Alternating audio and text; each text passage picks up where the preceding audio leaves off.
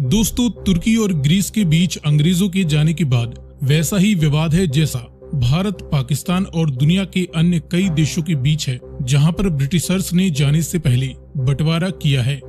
अंतर्राष्ट्रीय नियमों के अनुसार किसी देश के समुद्री तट से लेकर आगे 12 नॉटिकल माइल्स की दूरी तक समंदर को उस देश का टेरिटोरियल वाटर कहा जाता है, जिस पर उस देश का पूरा अधिकार होता है। वहीं इसके भी आगे अगले 200 नॉटिकल माइल्स की दूरी तक उस देश का एक्सक्लूसिव इकोनॉमिक जोन होता है, जिस पर उस देश का पूरी तरह अधिकार तो नहीं होता, लेकिन जिसमें मौजूद नेचुरल रिसोर्सेज की ड्रिलिंग करने, फिशिंग करने, इस सीमा के आइलैंड्स पर रिसर्च करने व अन्य कई प्रकार के अधिकार एक देश को अपने एक्सक्लूसिव इकोनॉमिक जोन पर होते हैं।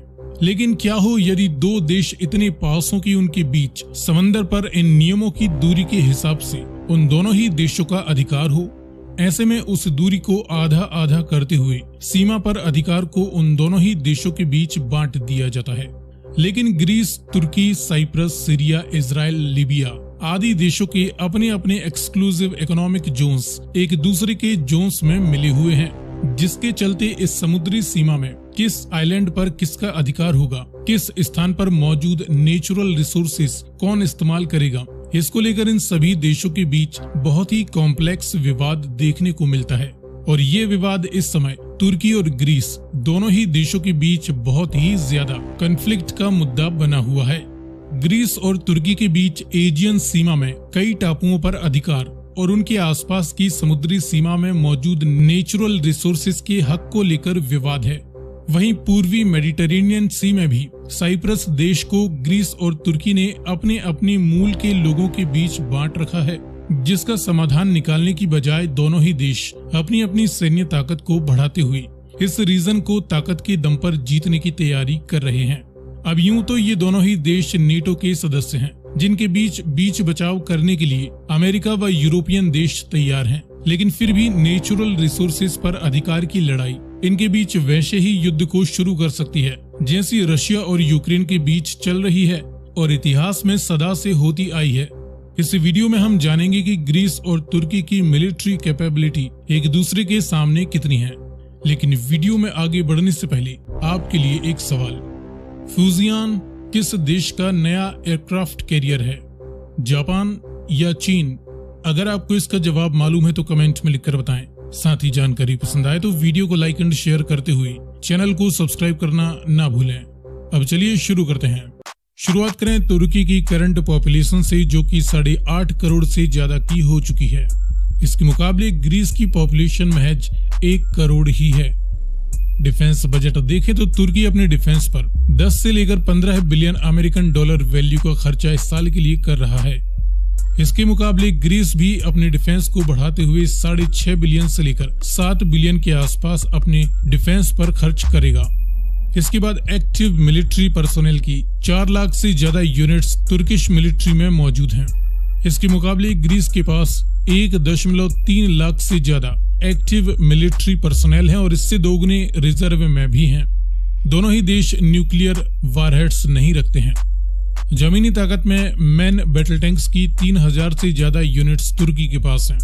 ग्रीस के पास 1240 के करीब मैन बैटल टैंक्स बताए जाते हैं, जिनमें अधिकतर यूनिट्स जर्मन लियोपार्ड टैंक्स की हैं। इसके बाद इन्फेंट्री फाइटिंग व्हीकल्स और आर्मर्ड पर्सोनेल कैरियर्स की 13,200 यूनिट्स तुर्की के पास हैं। तो वहीं ग्रीस के पास 6000 के करीब इन्फेंट्री और आर्मर्ड व्हीकल्स मौजूद हैं। सेल्फ प्रोपेल्ड आर्टिलरीज की 950 यूनिट्स तुर्किश आर्मी के पास हैं। ग्रीस के पास 590 के करीब सेल्फ प्रोपेल्ड आर्टिलरीज मौजूद हैं। फील्ड आर्टिलरी गन्स की 1200 यूनिट्स तुर्किश आर्मी के पास हैं। ग्रीस के पास 600 के करीब फील्ड यानी टोड आर्टिलरीज मौजूद हैं। मल्टीपल रॉकेट लॉन्चर्स की 400 यूनिट्स तुर्की के पास हैं। ग्रीस के पास 150 के करीब मल्टीपल रॉकेट लॉन्चर्स हैं। इसके बाद एयर डिफेंस के लिए तुर्की इस्तेमाल करता है Bora short range ballistic missile system, J600 T Yildirim, MGM-140 और वहीं Russian S-400 Triumf. Greece air defence system के लिए MIM-23 hoc, Tor M1, S-300, French Crotale और American Patriot surface to air missile defence system इस्तेमाल करता है। इसके बाद हवाई ताकत में तुर्की की बात करें तो तुर्किश एयरफोर्स में 1200 के करीब सभी प्रकार के मिलिट्री एयरक्राफ्ट्स हैं। इसमें इंटरसेप्टर, फाइटर और बॉम्बर जैसे मल्टी रोल जेट्स की करीबन 290 से ज्यादा यूनिट्स तुर्की के पास हैं। तुर्की फिलहाल इस्तेमाल कर रहा है F4 फैंटम फाइटर बॉम्बर, वहीं F16 fighting falcon multi role jets. इसके अलावा तुर्की 100 से ज्यादा नए जेट्स चाहता है और अमेरिका द्वारा नए F16 तुर्की को बेचने से मना कर देने के बाद तुर्की या तो यूरो फाइटर टाइफून या फ्रेंच राफेल एयरक्राफ्ट खरीदने पर विचार कर रहा है। वह सभी प्रकार के हेलीकॉप्टर्स की 580 से ज्यादा यूनिट्स हैं। अटैक हेलीकॉप्टर्स में तुर्की इस्तेमाल करता है यूरोकॉप्टर, साइकोर्स्काई S-70 व बेल UH-1। तुर्की एक बहुत बड़ा unmanned aerial vehicle producer country है, जिसके पास एक से बढ़कर एक UAV ड्रोन्स हैं, जिनमें बेहतरीन बैरक्तर TB2, आंका, वेस्टेल कराइल, बैरक्तर मिनी, मलाजगर्ट, बैरक्तर अंकिंची। इसके अलावा इजरायली हेरॉन व अन्य कई प्रकार के UAVs का निर्माण तुर्की करता है। बात करें ग्रीस की तो ग्रीस के पास कुल 650 सभी प्रकार के मिलिट्री एयरक्राफ्ट्स हैं। इसमें 200 के करीब मल्टी रोल जेट्स हैं, जिनमें French Rafale, Mirage 2000, American F4 Phantom और F16 फाइटिंग फाल्कन मौजूद हैं। वहीं 300 से ज्यादा सभी प्रकार की मिलिट्री हेलीकॉप्टर्स का इस्तेमाल भी ग्रीस करता है।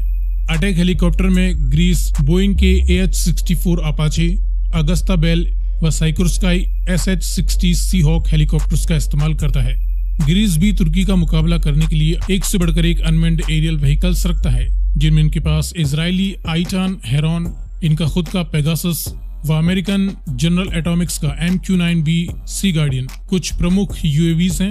वहीं ये और भी घातक बॉम्बर UAVs का निर्माण करते जा रहे हैं। समुद्री ताकत में दोनों ही देशों के पास बड़े एयरक्राफ्ट कैरियर्स नहीं हैं। हालांकि तुर्की के पास कुछ लैंडिंग हेलीकॉप्टर डॉक्स जरूर मौजूद हैं, न ही कोई बड़ा डिस्ट्रॉयर शिप है। तुर्की के पास 16 फ्रिगेट्स हैं, तो वहीं ग्रीस के पास फ्रिगेट्स की संख्या 13 है। कॉर्वेट्स में तुर्की ऑपरेट करता है 10 कॉर्वेट्स। ग्रीक नेवी के पास कोई कॉर्वेट फिलहाल एक्टिव नहीं है। सबमरीन्स में तुर्की के पास 12 सबमरीन्स है, तो वहीं ग्रीस के पास करीबन 11 सबमरीन्स हैं। सो फ्रेंड्स, फिलहाल ये रही तुर्की के सामने ग्रीस की मिलिट्री कैपेबिलिटी। जानकारी पसंद आई तो वीडियो को लाइक एंड शेयर करते हुए चैनल को सब्सक्राइब करना ना भूलें।